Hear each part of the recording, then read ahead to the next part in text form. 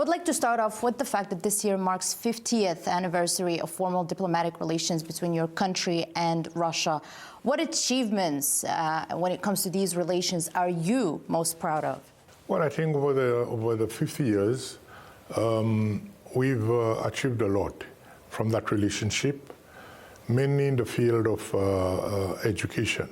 Many of our doctors, civil engineers, and other professionals were trained in Russia, and that was at a critical time of our development. So their professionalism, their training contributed tremendously towards nation building.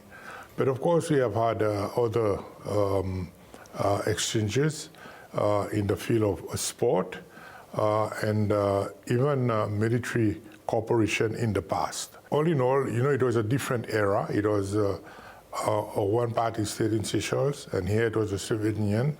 So it was a very close relationship with one trying to help and protect the other in this geopolitical game that existed then.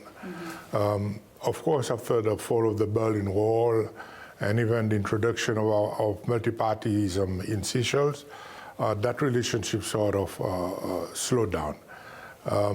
But it is being revived now, and of course, we're looking to the possibilities of sending our professionals again to Russia for training, be it in sport or in the medical field. So you have a lot to offer as a nation, and we have a lot to gain as a small developing country. Well, talking about relations and cooperation, you recently visited the Russian corvette Stoiky, which came on a goodwill visit to Seychelles in February. Now, do you see that there would be any kind of more cooperation maybe with the Russian Navy, and why?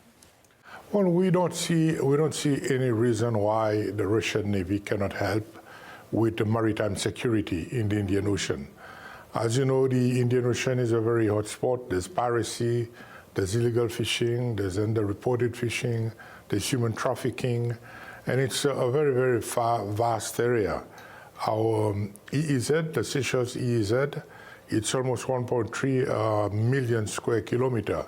And obviously, a small country like ours cannot patrol that large an area.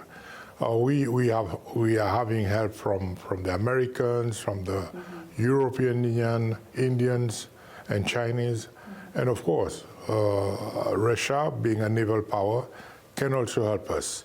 This is why I personally made it a point to visit the Stoiky to send home the message that we need everybody on board to fight the scourges ongoing in the Indian Ocean. Well, Russia has also recently delivered humanitarian cargo to Seychelles due to the global supply chain disruptions because of the war in the Middle East. Could you please tell us a little bit more about how this conflict between the U.S. and Iran is affecting your country specifically, and how long will these consequences continue to be felt in Seychelles? Yeah, with the increase in the price of fuel, obviously everything will go up, inflation. And that would put a lot of pressure on our foreign exchange reserve, on our economy generally. But this is only the disruption in supply chain is only one part of the story. The other part, which is the most important, is the drastic reduction in tourism arrivals by 40%. So you can imagine what effect that has on our economy, because tourism is the mainstay of our economy. So, and luckily we still have Aeroflot flying to Seychelles, but most of the Gulf airlines like Emirates, Etihad, and Qatar, they are no longer flying. So that has contributed to that 40% reduction in the number of tourism arrival and, of course, tourism spending. Well, you've mentioned there tourism, and Russian tourists are already enjoying visa-free relations with Seychelles, especially in a time where various restrictions make it difficult for holiday makers to travel abroad. Are there any plans, perhaps, to encourage more Russian tourism to the Seychelles? Of course. I think there is a big opportunity In fact, our Minister of Tourism, the Minister for Tourism, is presently in Moscow, going to St. Petersburg to seek cooperation with domestic tourism companies so as to encourage more tourists to come to Seychelles, more tourists from Russia. And we also have, given the number of Russians now in Seychelles, accounting for almost over 22% of tourist arrival, there is a need for us to also develop Russian language, and so as to encourage more of them to come. Russians in general are reputed to be very high spenders in our country. So the more they come, the merrier. Yeah. And of course, we will see what else would encourage more Russians to come.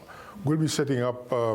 It is our intention to eventually set up an embassy here with a tourism ambassador, so that we can know on hand what exactly must we do or we must do to get more tourists from Russia to Seychelles. I would like to talk now about the Chagos Islands, because your country supported Mauritius in the dispute over the restoration of its sovereignty over the islands from the UK, and you have reiterated that point just last month, that same support. But the deal that was recently reached between the UK and Mauritius is currently on pause because of Washington's opposition to it. What do you think, in your opinion, should be done to the UK and US bases, military bases that are currently on the islands? You may know that the British Indian Ocean Territory, as they are called, the Chagos, initially there were 3 islands from Seychelles. As part of our demand for independence, we requested that our 3 islands are returned to us. From Chagos itself, there's a lot of Chagosian who came to Seychelles and settled in the Seychelles. So it is not something which is completely foreign to us. What happens there is also of concern to us. We are 100% behind Mauritius. Mauritius will have to take the decision what it wants, whether the exchange is a fair deal or not. But whatever decision Mauritius takes, as long as it is in line with its national interests and international obligations, we will support Mauritius. Well, in recent years, island states have become an arena for geopolitical competition. Do you feel pressure from external forces, and maybe how does that manifest itself? A lot of pressures. Because of our strategic location right in the Indian Ocean, we have pressures from all countries who want to have certain influence. But we are true to our basic principle that we are enemy to none and friend to all. Okay, and this sort of guides our non-aligned position. We are prepared to go into discussion with any powers as long as the outcome is in the best interest of Seychelles. For instance, with the war going on in Iran, epic fury, we've categorically refused to take any stand, because in the long term it might not be in our interest. But at the same time, we do have maritime security cooperation with the Americans, with the British, but as long as it is in our interest, we will go ahead with it. But we should not be sucked in conflicts, geopolitical, that would be detrimental to our future. The Seychelles also are very highly vulnerable to climate change, especially as an island nation. And that's a major issue for the EU, which incidentally produces twice as many carbon emissions than Africa, all while having a lower population. But what do you make of Brussels' demands, essentially, for African countries to reduce their emissions while considering this imbalance? You see, it is a bit unfair in the sense that Europe is a much bigger, like you've mentioned, polluter than Africa. Our emissions, they are negligible. A country like Seychelles is negligible, and for us to achieve the exigencies, for us to achieve the aim, rather, of the Paris Agreement, there is a need for a reduction in emission by all parties. Okay? When it comes to Africa, we are more vulnerable generally to climate change, especially island states, and we expect Europe to be fair and to involve in technology transfer, funding, loss and damage, and capacity building, so that whilst we do reduce or we do attempt to reduce carbon dioxide emission, at the same time we are provided with the right technology for that to happen. You see, you cannot just tell us to reduce emission and nothing else happen. We must develop as well, just as Europe developed in the past. But new energy, renewable energy, solar energy, they are more expensive than fossil fuel, and that must be taken into consideration. You see, and of course we have the multidimensional vulnerability index.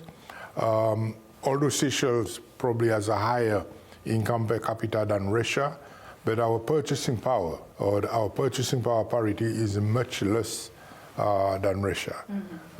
And so all these are factors that must be taken into consideration when we talk about African countries and small island states to reduce their emission. Yes, we will reduce our emission, but not at the expense of engulfing development. You've mentioned earlier, when we talked about the achievements between Russia and Seychelles, you've mentioned the education sphere. Now, Moscow, as you mentioned, has long provided education opportunities to Seychelles students in spheres of education and engineering from the Soviet period to now. But what role has that outreach really played in the development of Seychelles? Like I said, it's the presence of those professionals. They were very critical for the development of Seychelles and for nation building. You can imagine in 1977, we had very, very few professionals, and most of them, they were trained in England, but very few, maybe 5 doctors. You see what I mean? So there was a need to, what we say then, for the revolution to survive, to have professionals from the proletariat. You know, these are the old words. And Russia played a role a major role in ensuring that we had the right person in the right places to ensure that. We even had the vice president of Seychelles, the last one, was Russian trained.